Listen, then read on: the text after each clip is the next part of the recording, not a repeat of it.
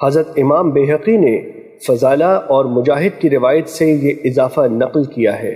مجاہد وہ ہے جو اللہ کی اطاعت کے بارے میں اپنے نفس سے جہاد کرے، جبکہ مہاجر وہ ہے جو خطاؤں اور گناہوں سے کنارہ کش ہو جائے۔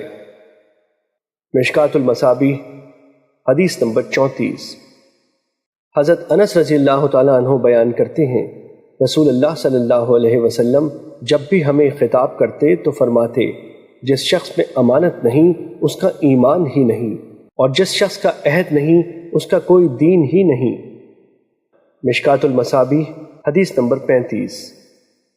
حضرت عبادہ بن صامت رضی اللہ تعالیٰ عنہ بیان کرتے ہیں، میں نے رسول اللہ صلی اللہ علیہ وسلم کو فرماتے ہوئے سنا، جو شخص گواہی دے کہ اللہ کے سوا کوئی معبود برحق نہیں اور محمد صلی اللہ علیہ وسلم اللہ کے رسول ہیں، اللہ نے اس کو جہنم پر حرام کر دیا ہے۔ مشکوٰۃ المصابیح حدیث نمبر 36۔ حضرت عثمان رضی اللہ تعالیٰ عنہ بیان کرتے ہیں، رسول اللہ صلی اللہ علیہ وسلم نے فرمایا، جس شخص کو اس حالت میں موت آئے کہ وہ جانتا ہو کہ اللہ کے سوا کوئی معبود برحق نہیں تو وہ جنت میں داخل ہوگا۔ مشکوٰۃ المصابیح حدیث نمبر 37۔ حضرت جابر رضی اللہ تعالیٰ عنہ بیان کرتے ہیں، رسول اللہ صلی اللہ علیہ وسلم نے فرمایا، دو خصلتیں باعث موجب ہیں۔ کسی شخص نے عرض کیا، اللہ کے رسول وہ دو موجب کیا ہیں؟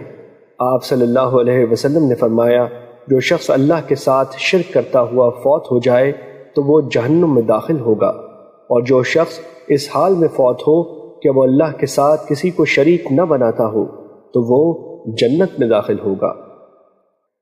مشکوٰۃ المصابیح حدیث نمبر 38۔